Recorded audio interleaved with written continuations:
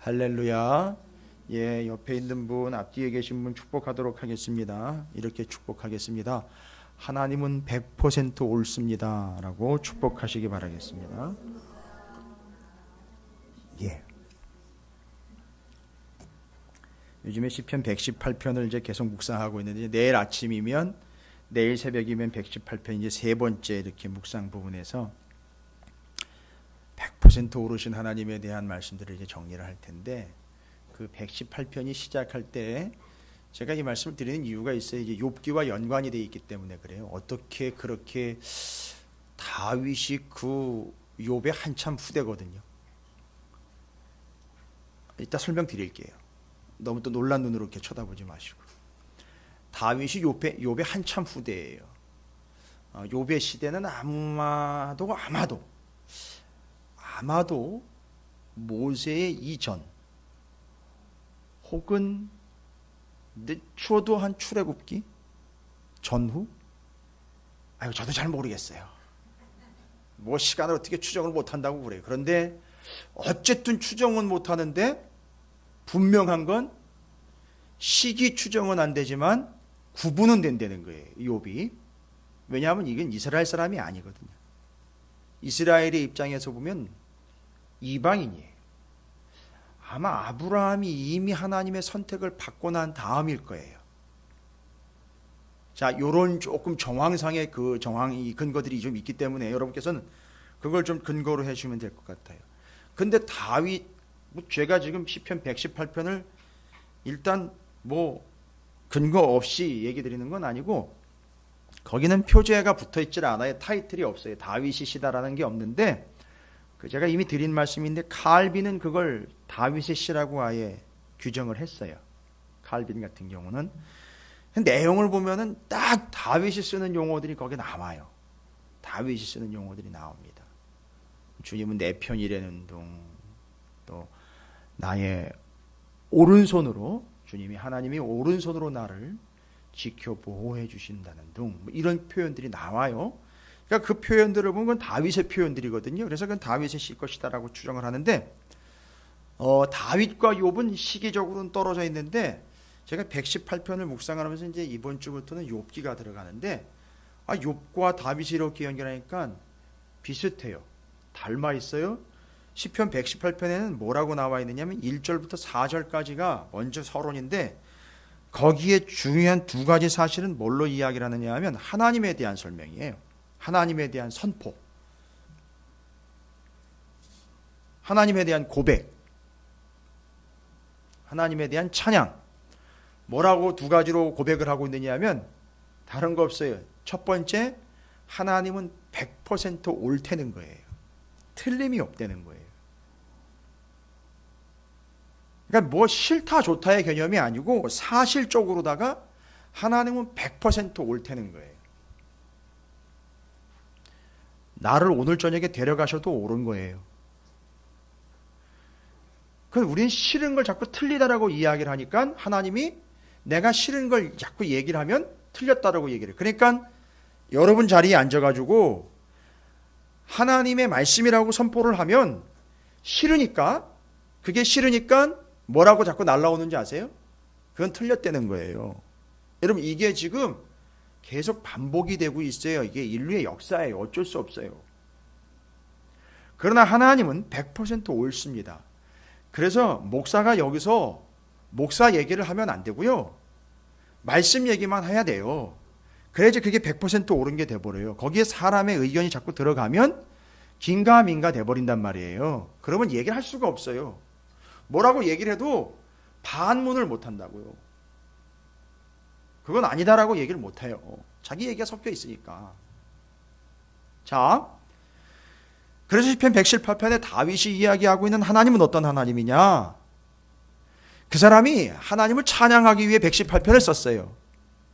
근데 그 사람이 얘기하는 건 뭐냐면 찬양이라는 게 뭐냐? 찬양이라는 게 뭐냐? 나중에 설교 말씀 다시 들어보십시오. 찬양이라는 건 하나님을 인정하는 거다 이거예요.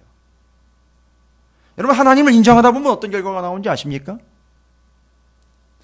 하나님이 어떤 분이신지를 인정하다 보면 표현이 좀 그렇습니다. 어쩔 수 없이 뭐를 인정하느냐 하면 하나님이 어떤 분이심을 인정하게 되면, 그렇죠, 내가 어떤 존재인지를 인정할 수밖에 없어요. 그러니까 인정을 안 하는 거예요. 아무리 정확하고 명확하고 은혜스러운 말씀이 선포가 돼도 그걸 인정 안 하는 거예요. 예, 인정하면 내가 어떤 존재인지를 인정하게 되니까. 인정하기 싫거든요.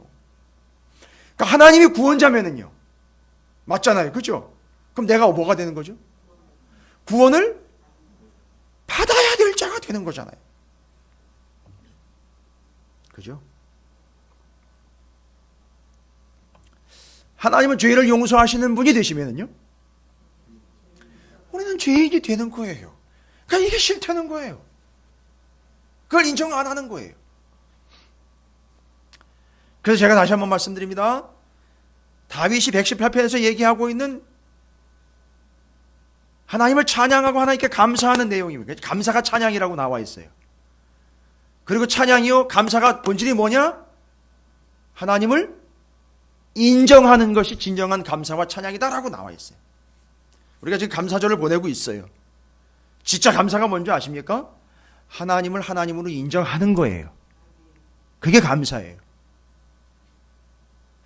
그러면 잘 보십시오. 하나님을 진짜 하나님으로 인정하게 되면 진짜 감사가 나와요. 그럼 하나님을 진짜 하나님으로 인정하면, 여러분 죄송합니다, 제가 돈 얘기해서요, 돈 몇 푼 가지고 계산기 안 두들겨요. 두들길 수가 없어요. 그렇죠? 하나님한테 감사하는데 이것 떼고 저것 떼고 요렇게 저렇게 돌려가지고 감사를 할 수가 없어요.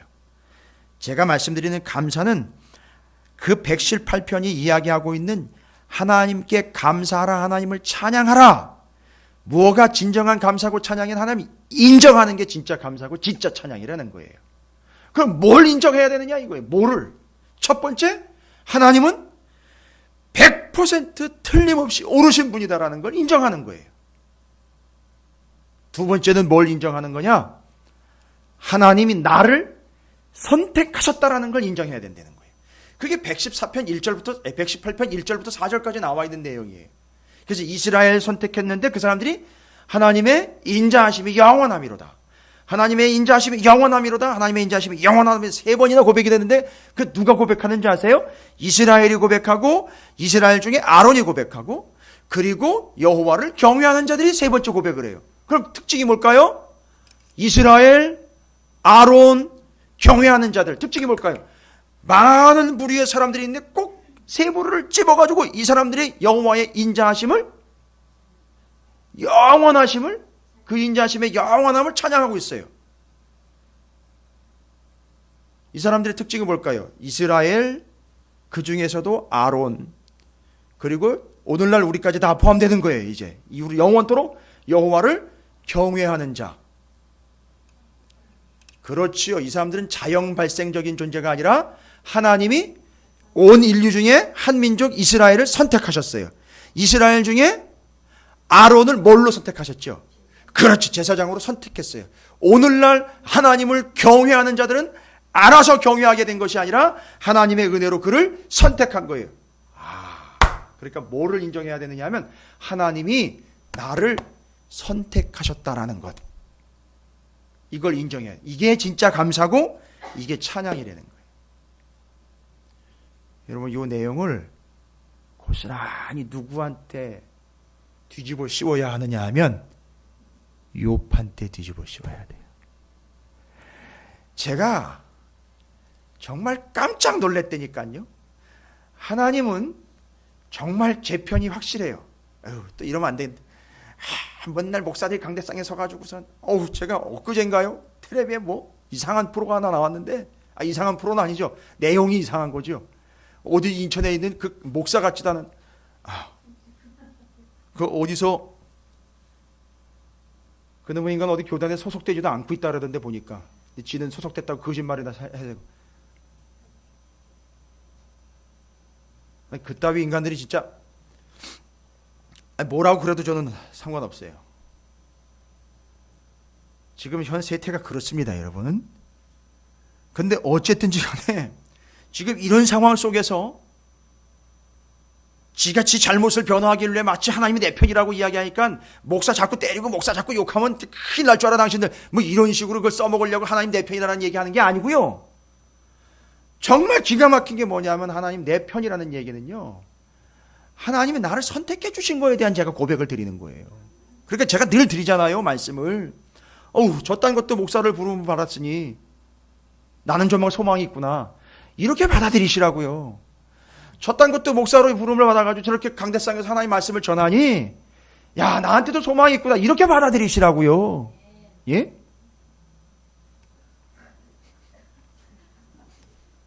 왜요? 강도가 약해요? 뭐 내려가요 그러면 여기서? 그딴 게 어디 저기 올라가 있냐고? 근데 제가 정말 깜짝 놀란 게 뭐냐면 하나님이요, 제가 이게 뒤집어 씌운다라는 표현이 좀 경망스럽고 좀 은혜스럽지 않은 표현일 수도 있는데 정말 뒤집어 씌운 거예요. 마치 엘리야의 겉옷을 엘리사에게 뒤집어 씌우는 모양, 이 시편 118편의 1절부터 4절까지 다윗이 하나님이 100% 옳다라는 것과 하나님이 나를 선택해 주셨다라는 사실이요, 118편과 욥기를 시작하는데 거기다 딱 갖다가 아주 뒤집어 씌워 주시는데 제가 깜짝 놀랐어요. 욥기의 내용이 뭔지 아세요? 그럼에도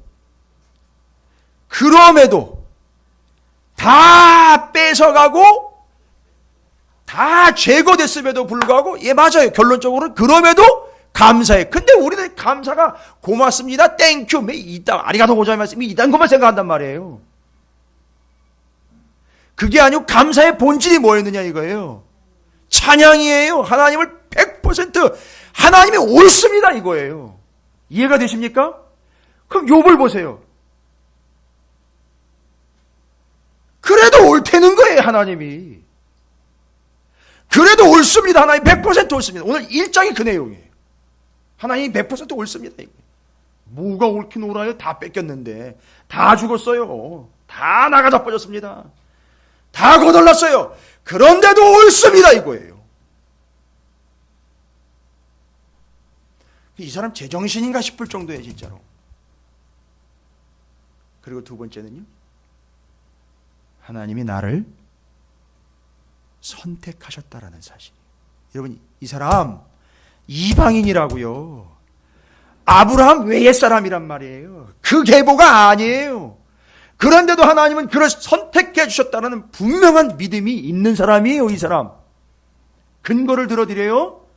이 사람이요, 아들내미들이요, 딸내미들이 모여가지고 생일 잔치하고 나면 오해하지 마세요. 맨날 그 최씨 집안처럼 모여가지고 무의도식하면서 놀았던 게 아니에요. 생일날 모여가지고 생일 잔치를 했는데요, 이걸 매일 먹고 마시고 흥청망청 놀았던 걸로 생각하시면 안 돼요. 생일 잔치 때 이유가 근거가 있어요. 모였는데 정말 행복하고 즐거운 시간 아닙니까? 그렇게 하고 나면 혹시 내 새끼들이 경망스럽게 내지는 불경건하게 하나님의 영광을 가린다거나 신앙의 행위에 배도되는 짓들을 했거나 엉망진창으로 살았다면 보십시오. 5절이잖아요. 그들이 차례대로 잔치를 끝내면 욥이 그들을 불러다가, 대단한 겁니다 여러분. 자기가 혼자 알아서 할 수 있죠. 근데 자식 새끼들이 다 큰 자식들을요 다 불러요. 싹 불러요. 다 이리 와. 불러다가 성결하게 하되 아침에 일어나서 그들의 명수대로 번제를 드렸어요. 그 자식들의 명수대로 번제를 드렸습니다. 여러분, 여기 번제를 드리다라는 말은 이미 엘리야 이야기할 때에 지난 열왕기하 2장에서도 분명히 얘기 드렸어요. 히브리어로 올라라는 거예요. 올라. 번제는, 그러니까 자꾸 이걸 잘 이해하시도록 제가 올려드리는 거에 대한 의미로 올라예요. 참 말이 재미있어요. 그게 번제 올라간다 이런 얘기예요. 그런데 그걸 올려드린다라는 의미로 여러분은 여러분 입장에서, 우리 입장에서 생각을 해야 돼요. 그러니까 뭐 하는 겁니까? 번제를 드리려고 혼자 간 게 아니라 자식 새끼들 싹 다 끌고 거기로 올라간 거예요. 이해가 되십니까? 그러니까 어려서부터 이 욥의 자식들은 아버지가 이렇게 끌고 다니면서 번제단으로 오르락 내리락 했던 그런 존재들이에요. 이 수준이 다른 거라고요 지금. 그리고 그 명수대로 번제를 드렸는데 이유가 뭐라고요? 욥이 말하기를 혹시 내 아들들이 죄를 범하여 마음으로 하나님을 욕되게 하였을까 함이라. 욥의 행위가 항상 이러하였더라. 여러분, 이런 표현 쓰고 있는 사람이 별로 없어요. 이런 표현을 그 사람에게 적용하고 있는 성경의 인물들이 별로 없다고요. 여기 항상 이러하였다라는 말은 이 원어를 풀어보면 그 인생의 모든 날들이 다 이날처럼 한결같았더라, 이런 얘기를 하는 거예요. 제가요 뭐 말을 못하겠더라고요. 욥 앞에서. 이건 하나님 앞에서 찌그러져야 되는데 욥 앞에서도 그냥 찌그러지더라고요. 정말이에요, 여러분. 표현이 좀 그렇지만 이해하십시오. 정말이에요. 욥 앞에서 정말 찌그러지더라고요.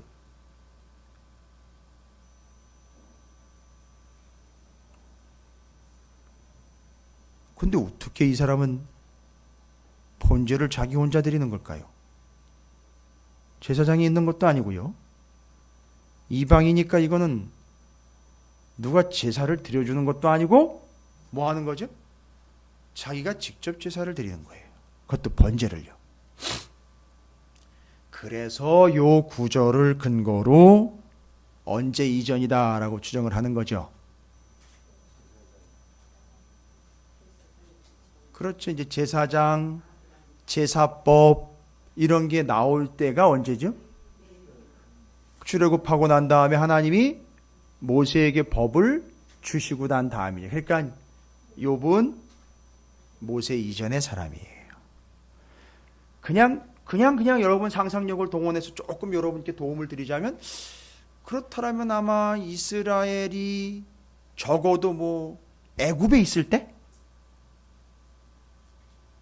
그보다 조금 앞서서 한쪽에서는 아브라함을 선택을 하고 선택받지 않은 사람은 죽는 걸로, 죄송합니다만 떨어지는 낙엽처럼 그렇게 여겨질 것 같은데 아니었어요. 여기 동방 우수라는 땅은 멀리 있는 동쪽이 아니에요. 에돔 밑쪽 동쪽으로 있는 데예요. 추정해 보건대. 근데 왜 그런 얘기를 하느냐 하면, 그냥 정확하게 얘기하면 이스라엘 땅이 아닌, 약속의 땅이 아닌 곳에 있었던 사람이에요. 그러니까 말하자면은 아브라함과는 달리 선택되지, 말하자면 그런 거예요. 그런데 이 사람이 선택되지 않은 게 아니라 하나님은 이미 그 이전부터 어떻게 보면은요, 아브라함과 동시대에 내지는 그 이전부터 욥은 선택이 되었을 거라는 거예요. 이게 지금 매력인 거예요. 그래서 아직 모세의 법이 생기기 전이기 때문에 자기가 번제를 드릴 수 있었어요. 그러면 여러분 생각해 보세요. 욥이 이 번제를 드릴 때에는 자기 개념으로 드리지 않았겠지요. 무언가 근거가 있을 거라는 거예요. 자기 멋대로 여러분 성경적으로 생각하십시오. 반드시 모세 이전에, 그렇죠, 아브라함과 함께 잘 보시면 법 이전에 제사가 드려졌던 것들을 쭉 생각해 보시면, 제사 한번 잘못 드렸다가 죽은 사람 하나 있죠. 누구와 누구죠? 형제지간 가인과 아벨. 그때 이미 제사가 있었어요. 아벨은 첫 새끼로 하나님 앞에, 그럼 그게 번제라는 얘기거든요. 그렇죠? 그 다음에 또한 창세기에 보면 누가 또 번제를 드리죠? 6장 홍수 후에 노아가 또 번제를. 그러니까 지금 여러분 욥은 자기 멋대로 번제를 드린 게 아니고요, 이미 성경에 기록된 그 이전 인물들의 그 번제를 데이터로 다 삼은 거예요. 이게 좀 이해가 되셔야 돼요.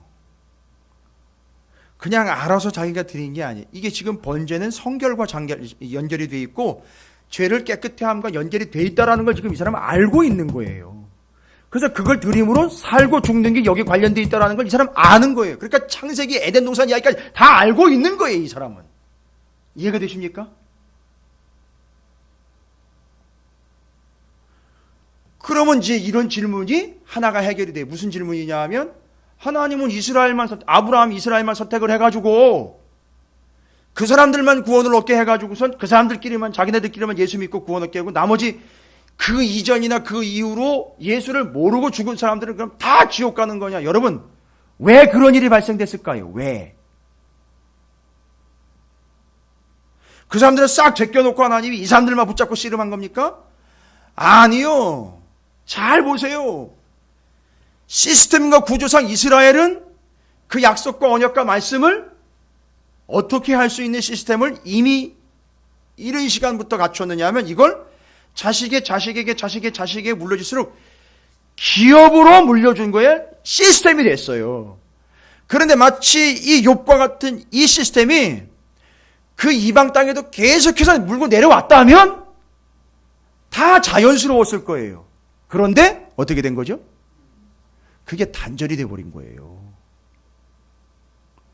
그래서 예수를 모르는 사람들이 생긴 이유는 우리 잘못이지 하나님이 매정하게 내지는 너무 잔인하게 너무 혹독하게 모르는 사람들을 어떻게 그렇게 함부로 그 매정한 하나님, 무서운 하나님 어떻게 그럴 수 있느냐고 여러분 이렇게 얘기하면 오산입니다. 그건 큰일 나는 거예요. 그게 이제 거기서 조상탓 나오는 거예요. 거기서 조상탓이 나오는 거예요. 그게 이어지지 않은 거예요, 여러분. 그러니까 지금 똑같은 현상이 발생돼요. 교회 안에서도 그것이 부모대에서 자손대로 쭉 이어가는 가문이 있고요. 그러다가 끊어지는 가문들이 있어요. 이게 현실이란 말입니다. 근데 그걸 갖다가 하나님이 매정하다, 잔인한 하나님이다, 예수를 모르는 사람들을 그렇게 어떻게 함부로 매도할 수 있느냐? 아니요. 모르도록 내팽개친 게 아니라 모르는 길로 계속 이어져 내려온 거예요. 다른 사람들이. 그러나 이스라엘은 맞아요. 어찌 되었든 그들은 그걸 이어왔어요. 그게 차이입니다. 그게 차이라고요. 그리고 주변에 있는 나라들은 그 이스라엘을 어떻게 해야 되냐? 봤어야 돼요. 그게 시스템으로 지금 정해져 있기 때문에. 그리고 이스라엘이 이제 조금 핑계하자면 이스라엘이 그 역할을, 제사장 역할을 잘 해줬어야 하는데 이게 서로 안 맞아 떨어진 거예요. 그래서 이런 불상사가 생긴 겁니다. 그래서 결국 누구를 보내셨느냐 하면 예수 그리스도를 보내셔서 그를 믿는 자마다 구원을 얻게 하신 거예요. 이게 역사예요. 이게 구원의 역사입니다. 자, 지금 욥 얘기하면서 전 인류의 역사까지 지금 다 나오고 있습니다. 왜냐하면 욥이 시기가 그런 시기였기 때문에 그렇습니다. 자, 그러면 이제 적당하게 그 배경은 이제 설명이 됐어요. 그렇죠. 이 사람이 한참 율법이 생기기 한참 이전에 그 사람으로서 이 사람이 전혀 생판 다른 걸 정보로 한 게 아니라 창세기 그걸 정보한 거예요. 하나님과의 관계 그걸 정보로 가지고 있는 거예요. 창조 이야기, 그 제사의 아브라함, 이삭, 이런 이야기들 다 알고 있는 거, 이미 들어서 알고 있는 거라고요. 정리되셨습니까? 그래서 이 사람이 애를 쓰고 있는 거예요. 무슨 애를 쓰고 있죠? 자기 대에서 끝나지 않고 자식 대에도 그 믿음이 이어져 가도록 애쓰고 있는 모습이 정확한 거예요. 그리고 이제 하나님은 그 욥에 대해서 정확하게 평가를 내리십니다. 이제 그게 뒤에 이제 중간에 나와 있는 이야기입니다. 자, 그럼 이제 욥에 대한 설명으로 한번 들어가 보겠습니다. 욥을 어떤 사람이라고 소개하고 있느냐? 욥기 1장에 보십시오. 우스 땅에 욥이라 불리는 사람이 있었는데 그 사람은 온전하고 정직하여 하나님을 경외하며 악에서 떠난 자다. 완벽하게 설명을 해놨어요. 욥에 대해서 설명을 했는데 뭐라고 설명했냐면 온전하다. 첫 번째 온전하다. 이건 히브리어로 탐이라는 단어예요. 탐함이라는 단어에서 왔는데 뜻이 뭔지 아십니까? 완수하다, 마치다, 끝장내다, 수행하다, 완료하다, 완전하게 이루다, 종결자라는 뜻이에요. 여러분 이게 욥이라는 사람이요. 하나님의 일을 행함에 시시하게 하지 않아요. 한번 맡겨지면 이 사람은 끝을 봐요. 여기서부터 벌써 다른 거예요. 한번 딱 하나님이 말씀하신 거는요, 하나님의 뜻이면 탐, 온전이라는 말을요, 뭐 완벽하다, 뭐 이게 그 사람의 속성과 본성이 뭐 다른 사람들보다 뭐 훌륭하다. 여러분 이런 식으로 생각하지 마십시오. 곧 탐함이라는 히브리어는 완수해내다, 마치다, 끝내다, 수행하다, 완료하다, 완전히 이루다, 종결자 이런 얘기예요. 와, 그러니까 이 사람은 대단한 사람인 거예요. 그러니까 지금 이 사람 자체가 이렇다는 얘기는 하나님이 이 사람을 통해서 뭔가 완성하시고 싶은 게 있는 거예요. 자, 그 다음에 두 번째가 욥에 대해서 뭐라고 얘기하냐면 정직이. 이건 여러 번 제가 말씀드렸어요. 똑같은 단어예요. 야사르라는 단어. 다윗, 솔로몬 뭐 이야기할 때 하나님의 사람들에 대해서 이야기할 때 정직은 솔직함이 아니라 야사르고 똑바름, 고듬, 초지일관. 일단 정해진 길, 옳은 길, 고든 길로 곧장 휘어지지 않고 어떻게 하는 거예요? 쭉 가는 거예요. 그래서 그 길을 쭉 가서 뭐 해내는 거죠? 앞에 있는 거죠. 온전하게 완성해내는 거예요. 오, 뭐 좋은 말은 다 갖다 붙여놨어요 지금. 욥에게 그 다음에 하나님을 경외하는 자라고 나와 있습니다. 하나님 무서워하는 자예요. 존경하고 두려워 떠는 자입니다. 그렇기 때문에 잘 보십시오. 그렇기 때문에 이 사람이 어떻게 된지 아십니까? 하나님을 경외하며라고 이야기했는데 경외하기 때문에 바로 보십시오. 어떻게 됐어요? 악에서 떠난 자라. 수루라는 히브리어인데 떠나다라는 수루. 이건 뭐냐면 의미상으로 이거예요. 원래는 이게 어디에 쓰는 줄 아세요? 하나님에 대해서 엉망진창일 때, 하나님에 대해서 어떤 단어라고 쓸 때 이 수루라는 단어를 쓰냐면 떠나다, 견나가다, 벗어나다, 어긋나다, 배반하다, 빗나가다, 삐딱하다, 뭐 이런 거예요. 그런데 욥은 뭐에 대해서 빗나가 버리는 거예요? 그렇죠. 악에 대해서 빗나가 버리는 거예요. 악에 대해서 삐딱한 거예요. 악에 대해서 곁길로 가는 거예요. 악을 배반하는 거예요. 그러면요, 악을 벗어나면 어디로 가는 건지 아세요? 악을 벗어나면 선으로 가는 거예요. 하나님으로 가는 거예요. 반대로 생각해 봅시다. 하나님에서 삐딱하면요, 하나님에서 벗어나면 무조건 악으로 가는 거예요. 그거는 여러분, 강대상에서 멀어지면 뭐랑 가까워지죠? 엘리베이터랑 가까워지죠. 근데 이 방향에서 엘리베이터에서 멀어지면 멀어질수록 어디랑 더 가까워지는 거죠?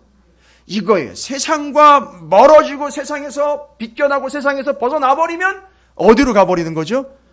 그렇죠. 교회로 와버리고 하나님께로 와버리는 거예요. 하나님에서 빗겨나고 벗나가 버리면 세상으로 정확하게 몰리는 거예요. 그래서 오바른 명중이라는 말, 유명한 말 아시죠? 예. 오발은 정확하게 명중이에요. 헛발질이니까. 자, 그래서 욥에 대해서 정확하게 이야기를 합니다. 첫 번째 기억하십니까? 온전하다, 정직하다, 하나님을 경외하여 어디서 떠났다? 악에서 떠났다. 이거 잘 정리해 놓으세요. 정말 이거 잘 정리해 놓으십시오. 이건 가훈으로 삼으셔도 돼요. 목사님 가훈 잘못 삼았다가 그 집안 꼴 나면은요. 여러분, 이게 가운데 이게 지금 자리하고 있는 것 때문에 이게 욥기서가 참 오해를 많이 받았잖아요. 뭐지요? 그 가운데는요, 친구들의 오류가 있고요. 맨 앞에는 사단의 오작동 계획이 있고요. 중간에는 친구들의 오작동이 있어요. 근데 우리가 지금까지 욥을 어떻게 봐왔느냐 하면 자꾸 사단이 이야기하는 것처럼 뭔가 이유가 있으니까 하나님을 사랑하는 거지. 여러분, 이거 사단의 계략이에요. 제가 오늘 이거 정확하게 얘기 드려야 돼요. 이거 빨리 허물을 벗겨야지 여러분이 속지 않고 살아가실 수 있는데, 사단이 하는 얘기, 무언가 이유가 있으니까, 무언가 조건이 있으니까 그 인간이 그렇게 하나님을 사랑하지요. 그게 본문에서는 잘 안 드러나는데 하나님이 이런 거예요. 들어보세요. 제가 정확하게 그 자리에는 없었기 때문에 이걸 옮기는 데 있어서 좀 조심스럽긴 하지만 하나님이 이해하실 거라고 그래요. 생각을 하고, 이제 사단이 이제 들어왔어요. 이렇게. 근데 이게 사단이 할 일이 없는 거예요. 가만히 보니까. 어디 가가지고 이거 쑤셔보고 저거 쑤셔보고 막 이러고 싶은데 뭔가 할 일 없어요. 그러니까 표정이 영 아닌 거예요. 벌써 안색이 변했어요. 사단이. 그러니까 하나님 딱 보고, 넌 우리 이해하는 말로 하는 거예요. 또 하나님 진짜 그랬다고 그러시면 안 돼요. 너는 어디를 그렇게 싸돌아다니냐? 여기 왔다 갔다 했어. 뭔가 불만이 있어요. 뭔가 불만이 있어요. 여기저기 왔다 갔다 했어요. 너 욥이라는 사람 봤냐? 그거 대단한 사람 아니더냐? 분명히 하나님은 아브라함도 선택을 했는데, 욥을 보니까 욥은 정말 대단한 거예요. 욥도 지금 놓고 싶지 않은 거예요. 아브라함도 선택했지만 욥도 놓고 싶지 않은 겁니다. 그러니까 얘기를 하니까 거기다 대고 이제 이야기하는 게, 그 사람이 이유 없이 하나님을 그렇게 여기 온전하게 정직하게 경외하면서 하나님을 그렇게 섬길 수가 있겠습니까? 무언가 이유가 있으니까 그렇게 이제 잔뜩 불만이 돼가지고 이게 볼이 이렇게 튀어나와가지고 하나님 앞에 그렇게 얘기하는 거예요. 뭔가 이유가 있으니까 그렇겠죠. 뭔가 조건이 있으니까 그렇겠죠. 그때 이제 하나님이 사단에게 이제 그 시험을 허락하는 거잖아요. 그죠? 뭔가 이유가 있으니까 그렇게 교회 열심히 다니는 거 아니겠어? 이러면서. 그런데 이런 개념이 아직도 벗어지지 않고 있기 때문에 욥기가 잘 이해가 안 된 거고, 이게 앞 토막에 나와요. 사단의 이야기가. 그 다음에 중간 토막에서는 친구들이 등장을 하면서 그 유명한 구절, 욥기서 8장 7절. 요즘은 그래도 많이 홍보가 돼가지고 액자들 많이 내리셨더라고요. 예, 내 시작은 미약하였으나 내 나중은 심히 창대하리라. 무언가 그렇게 하면 내 시작은 비록 지금 힘들지만 내 나중은 거창할 거야. 아니, 앞뒤 토막 다 빼놓고 요 가운데 토막만 딱 하면 뭔가 맞는 얘기 같은데, 그 얘기인즉슨 뭐야? 네가 뭔가 조건을 잘 세우면, 하나님과 잘 거래를 하면, 지금 네 모습은, 죄송합니다, 그 얘기 지금 꼬라지는 엉망이지만 나중은 그래도 잘 될 거야. 그러니까 지금 잘 조건을 잘 세우라고. 똑같은 얘기예요. 사단이 하는 얘기나 친구가 하는 얘기가 똑같은 거라고요. 그러니까 이 지금 빌닷이라는 친구가 한 얘기인데, 그건 완전히 상황 판단을 잘못하고 있는 얘기예요. 여러분, 그걸 욥이 조언으로 듣지를 않았어요. 그리고 그건 올바른 조언이라고 하나님이 인정하신 적이 없어요. 그건 자기가 알아서 판단한 거지. 어떤 식으로요? 조건의 여부로 이미 판단을 해버린 거예요. 이 친구들이 계속 그런 식으로 판단을 해요. 네가 뭔가 이유가 있으니까 이런 개념으로 계속 나오는 거예요. 여러분, 그럴 수도 있습니다. 그게 전적으로 아니라는 얘기는 아닌데, 지금 욥에게는 해당이 안 되는 얘기들이에요. 다. 그러니까 상황 판단을 못하고 있는 거예요. 다 옆에서. 왜일까요? 사단이 장난질을 해놨기 때문에 그래요. 앞에서 사단이 먼저 연막을 쫙 뿌려놨기 때문에. 어떻게 해요? 무언가 조건이 있으니까, 이유가 있으니까. 자꾸 그러니까 사단의 역할이 뭐라고요? 지금 이제는 우리를 핍박해가지고선 조건을 뺏어가는 게 아니라 자꾸 뭘 달게 해요? 조건을 달게 한단 말이에요.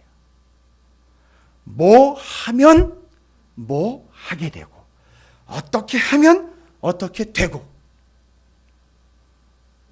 기도를 100번 하는 것보다는 1000번 하면 응답이 더 올 것이고. 여러분, 이거 저 거시기 사회에서 하는 얘기예요? 교회에서 하는 얘기가 아니었었어요? 근데 이상하게 우리가 익숙하게 듣고 있어요, 지금. 이해가 되십니까? 예. 뭘 어떻게 해드리면 거기에 대한 보상으로 하나님 뭘 주실 것이고, 자꾸 이런 식으로 조건을 단단 말이에요. 이게 지금 사단이 하는 짓이에요. 그래서 그 조건을 달아놨기 때문에 욥이 하나님을 그렇게 잘 섬기고 있는 겁니다. 그러니까 그 조건들을 한번 잘 컨트롤 한번 해보세요.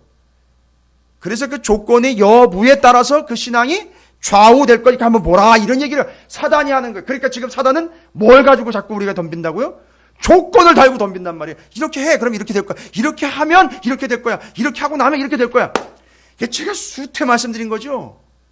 뭔 40일 기도가 뭔 영험하고 효험이 있는 건지 모르겠지만 그렇게 따지면요. 40일 기도해가지고 어디 감히 100일 기도한 사람한테 앞에 가가지고 감히 문자를 쓰고 앉아있어요. 거기다 100일 기도 이제 겨우 100일 기도한 주제에 어디 1000일 기도한 사람한테 와가지고 까불고 있어요. 말이 안 되는 거잖아요. 이런 식으로 계속해서 조건에 조건을 달아가면서 하나님 앞에 우리의 신앙을 정당화시키는데 뭐라고 정당화시키느냐? 하나님, 내가 40일 기도했잖아요. 그러면 거기에 대해서 뭘 주셔야 될 거 아닙니까? 이렇게 나온다니까요. 내가 이 교회에서만 가문대대로 내 개인적으로 수십 년 신앙생활했는데 나한테 직분 줘야 될 거 아닙니까? 여러분, 이게 그렇게 받는 게 직분입니까? 내가 지금 이렇게 헌금했는데 거기에 대한 내 목소리가 이 정도 나갈 수 있는 거 아닙니까? 그거 맞는 얘기예요, 도대체가? 내가 이마만큼 이 정도 위치에 있는데 이렇게 했고 이 정도 자리이고 이 정도로 내가 했는데 내 얘기를 좀 들어줘야 되는 거 아닙니까? 맨 이딴식이라는 거예요. 여러분, 이건 누가 심어놓은 시스템이냐 하면 사탄이 심어놓은 시스템이란 말입니다. 그래서 예전에 사사기 할 때도 그렇고 지금도 마찬가지고 앞으로도 마찬가지일 거예요. 계속해서 그 사탄의 시스템에 놀아나고 있는 사람들은 계속 그 시스템으로 생각을 해요.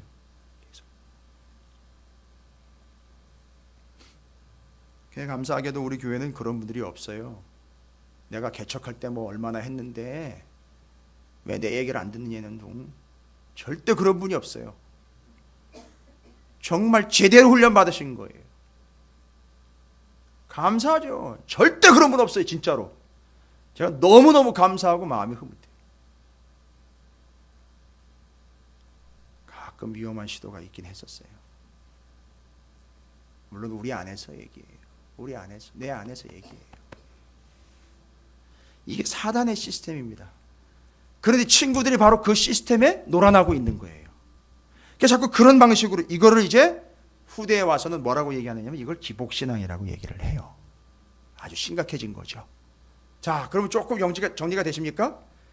자, 이 시스템으로 몰고 가는데 욥이 드디어 그 조건을 탈락당합니다. 조건이 다 벗겨져요. 10절에 오늘 말씀 1장 10절에 뭐라고 나와 있습니까? 주께서 그와 그의 집과 그의 모든 소유물을 울타리로 두르심 때문이 아니니까 주께서 그의 손으로 하는 말을 복되게 하사 그의 소유물이 이 땅에 넘치게 하셨습니다. 이거 잔뜩 불만이 쌓였어요, 이 사단이. 그래서 그거 건드려 보겠다는 거예요. 내가 한번.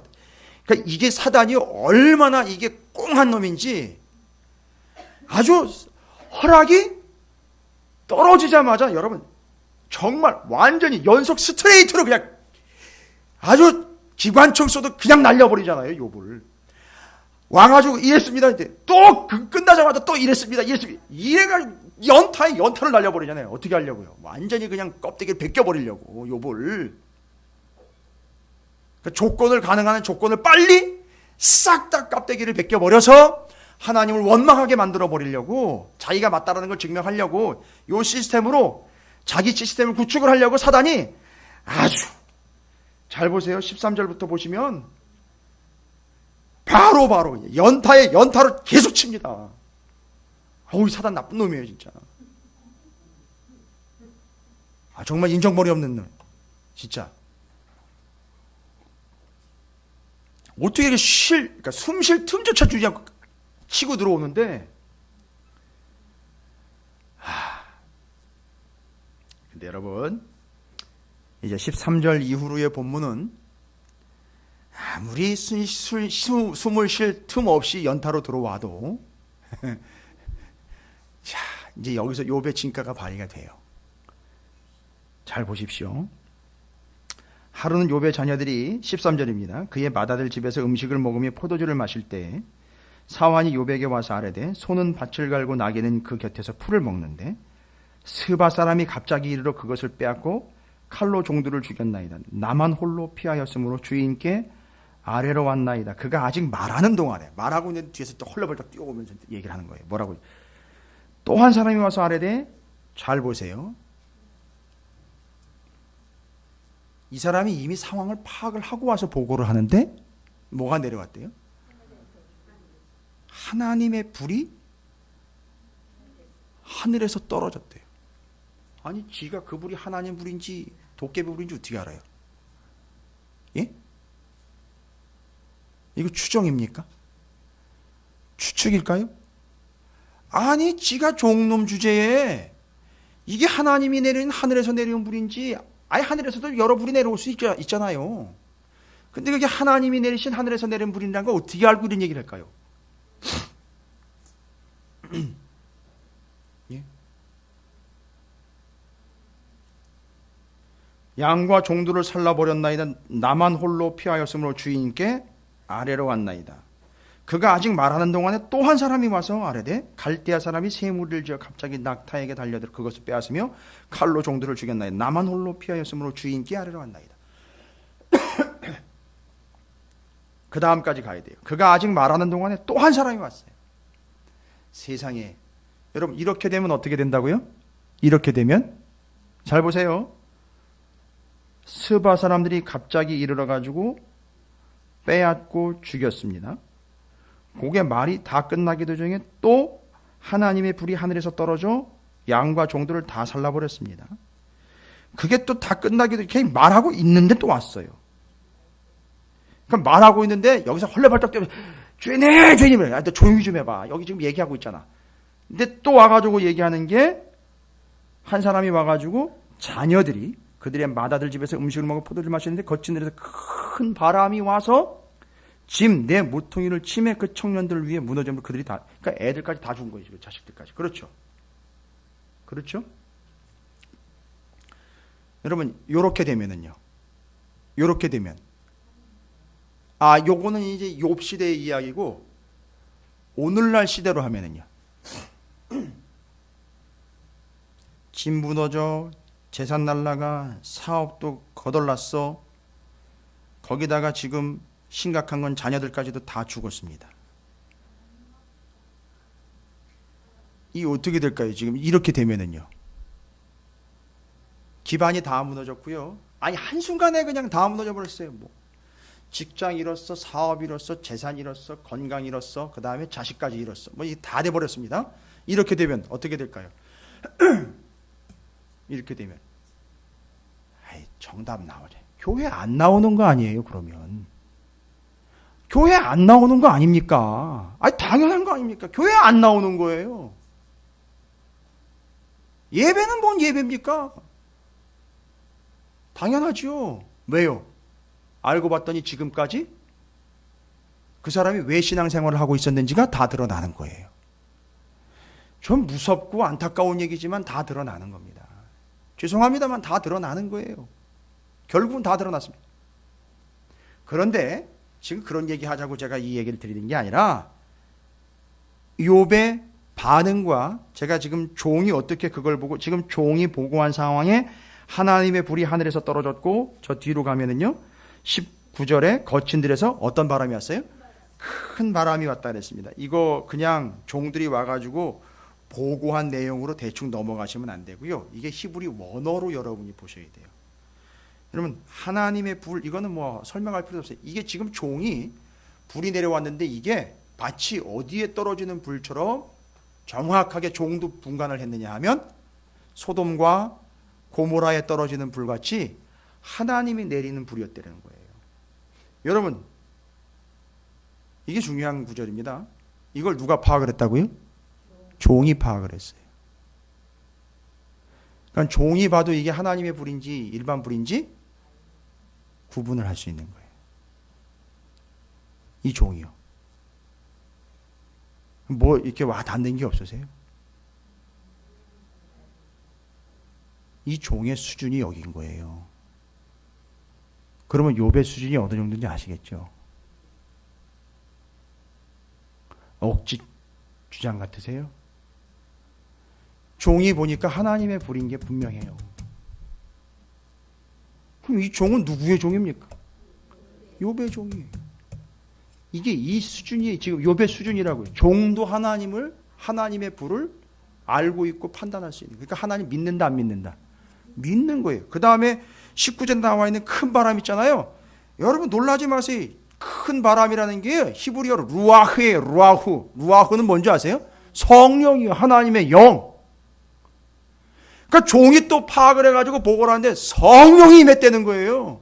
여러분 성령이 임하면 막 방언 터지는 것만 생각하죠.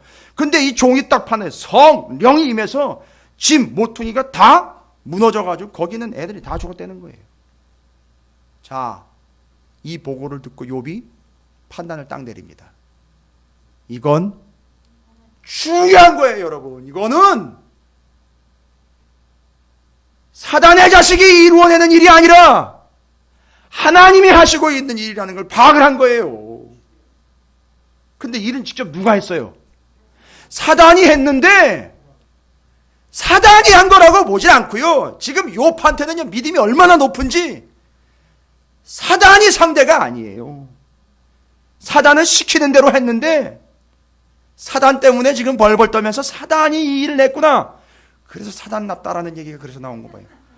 그게 아니고 이 일은 하나님이 하신 일이라는 걸 보고를 딱 받고 반응을 보세요. 20절이에요. 욥이 일어나 왜요?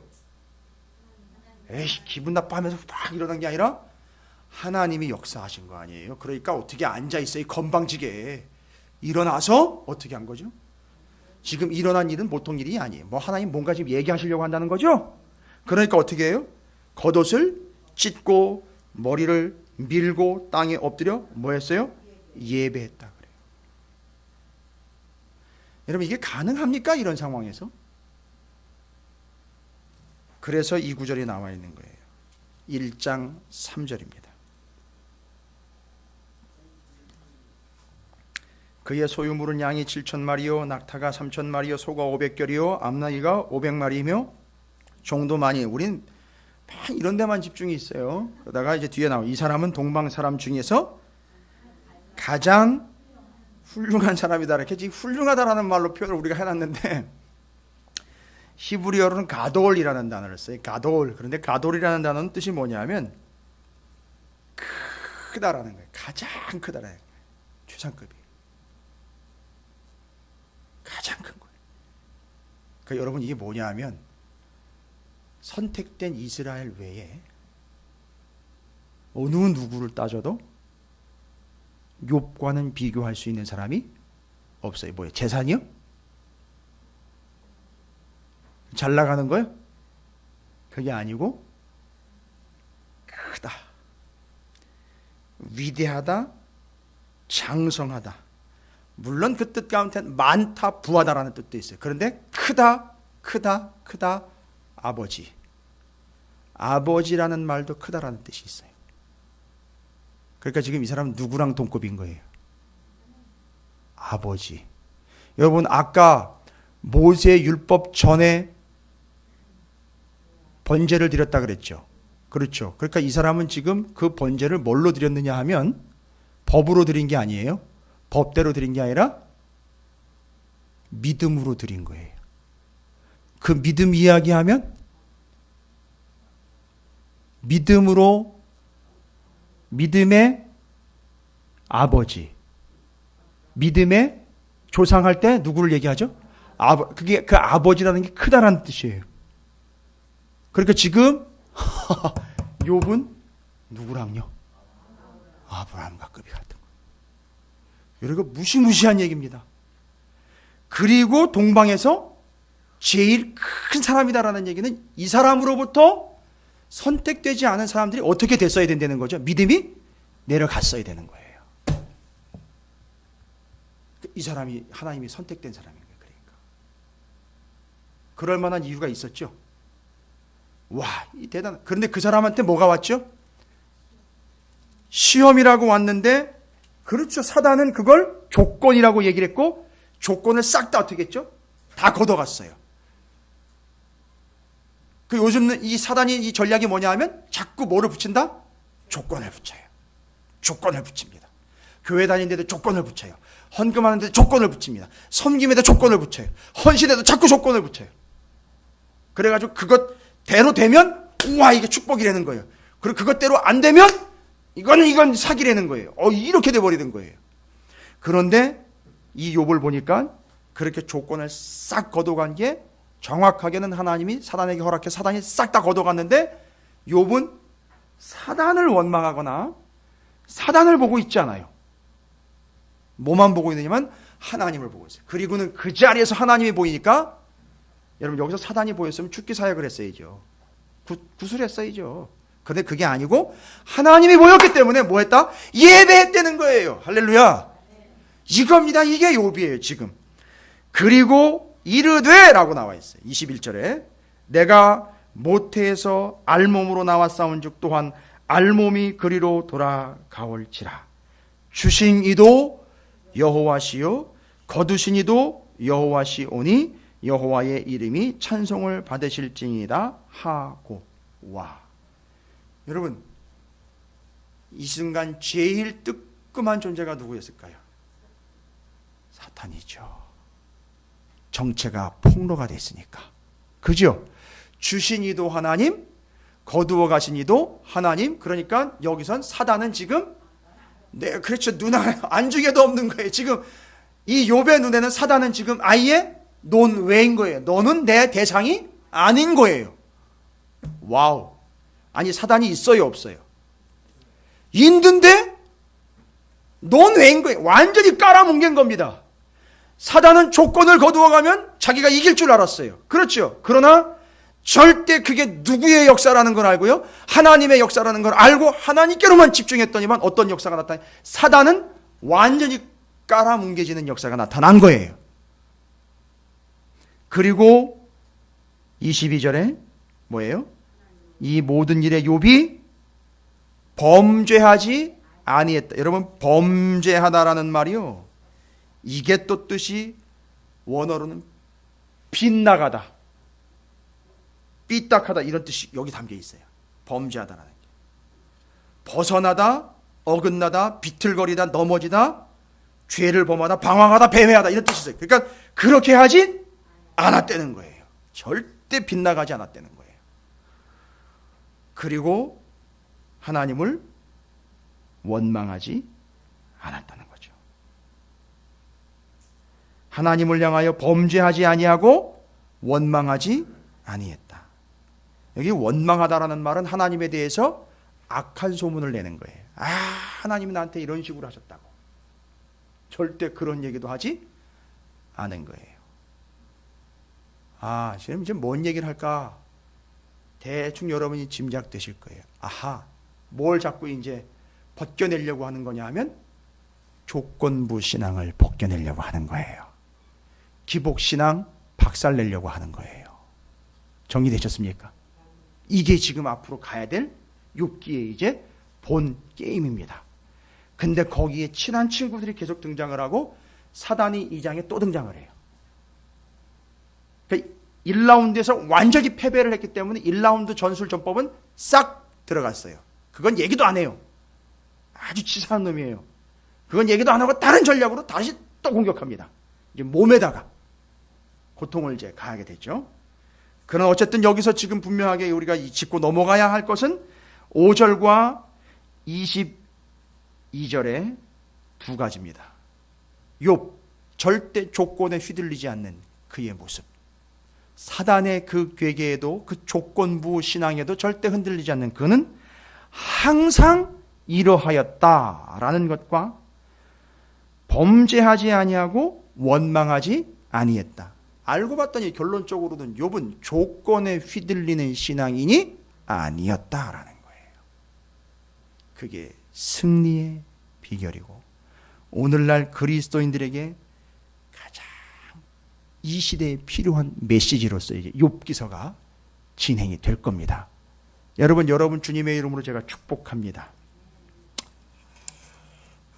바라건대 여기 나와 있는 1장 3절의 그 의미로 여러분이 여러분 지역에서, 여러분 가문에서, 여러분 동네에서